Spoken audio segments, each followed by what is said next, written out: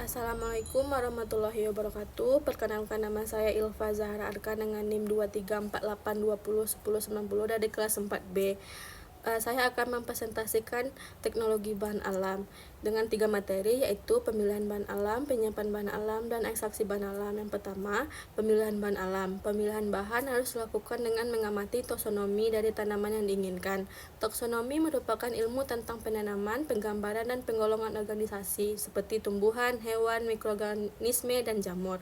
Faktor yang mempengaruhi senyawa pada tumbuhan: yang pertama, musim, kadar air, intensitas paparan matahari, kondisi tanah. Pertimbangan dalam penentuan jenis bahan: pengalaman penggunaan turun-temurun. Yang kedua, pengujian atau screening. Penyiapan bahan alam. Yang pertama, pemanenan. Pada saat pemanenan, bahan baku dapat berupa bahan herbal atau bagian tertentu seperti daun, kulit, batang, bunga. Yang kedua, sumber bahan baku seperti biota yang hidup liar, hasil budidaya. Yang ketiga, tanaman segar seperti jus, sirup. Yang keempat, simplicia seperti infus, ekstrak, dan oil. Tahapan memperoleh simplicia. Yang pertama, sortasi basah, digunakan untuk memisahkan bahan dari kotoran. Yang kedua, pencucian, dilakukan dengan air bersih dan mengalir lalu dikeringkan. Yang ketiga, perajangan, memotong atau memperkecil simplicia dan memudahkan dalam proses pengeringan. Yang keempat, pengeringan, dilakukan dengan cara diangin-anginkan, sinar matahari, oven. Yang kelima, pengecilan ukuran, dapat dilakukan dengan cara gunting, pisau, blender, dan mortar. Yang keenam, garbling, dilakukan setelah simplicia kering dan sebelum dipak, gunanya untuk membuang kotoran.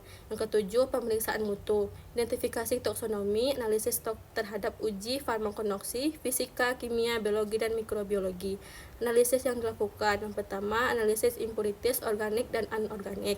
Yang kedua, analisis kandungan air dan susut pengeringan. Yang ketiga, kadar air dan kadar serat. Yang ke-8, packing, tergantung pada 1. tempat tujuan atau jauh dekatnya. 2. cara pengangkutan. Pada packing dicantumkan label simplicia, yaitu nama simplicia, kedua asal, ketiga waktu panen, dan 4 nama kolektor, dan kelima kandungan senyawa aktifnya. 9. Penyimpanan. Penyimpanan simplicia yang baik bertujuan untuk menjaga kualitas dan efektivitasnya. Umumnya, simplicia kering disimpan pada suhu ruang 15-30 derajat Celcius dalam wadah kedap udara, cahaya, dan kelembapan seperti kaleng, botol gelap, atau wadah plastik yang tertutup rapat. Ekstraksi bahan alam. Ekstraksi adalah pengambilan senyawa metabolit sekunder yang menjadi target untuk pisahkan dari biomasa atau ampas. 3 tahap proses ekstraksi. Yang pertama, pelarut akan merusak dinding sel dan jaringan. Yang kedua, pelarut akan melarutkan senyawa metabolit. Yang ketiga, pelarut bersama senyawa metabolit yang terlarut dikeluarkan. Metode ekstraksi bahan. Yang pertama, meserasi. Tahapan perendaman, pengadukan kelemahannya, waktu lama, senyawa rusak karena kontak terlalu lama dengan pelarut. Kelebihannya, teknologi sederhana, senyawa tidak rusak karena panas. Yang kedua, perkolasi. Tahapannya, packing, pengaliran pelarut. Kelemahannya, lebih banyak pelarut tersumbat. Kelebihannya, teknologi sederhana, tahapan sederhana. Yang ketiga, ekstraksi dengan reflux. Tahapannya, perendaman, pemanasan, penyaringan. Kelemahan, biaya lebih mahal, kerusakan senyawa. Kelebihan, sedikit pelarut, waktu yang lebih singkat. Keempat, sokletasi. Kelemahannya, kerusakan senyawa karena panas. Kelebihannya, sedikit pelarut, waktu lebih singkat. Ultrasonikasi. Tahapannya, perendaman, penyaringan. Kelemahan, biaya mahal. Yang keenam, microwave. Tahapannya, perendaman, ultrasonika, penyaringan. Kelebihannya, waktu lebih singkat dan rendamen tinggi. 7. Tekanan. Kelemahan, biaya sangat tinggi. Kelebihannya, waktu singkat, pelarutnya lebih sedikit.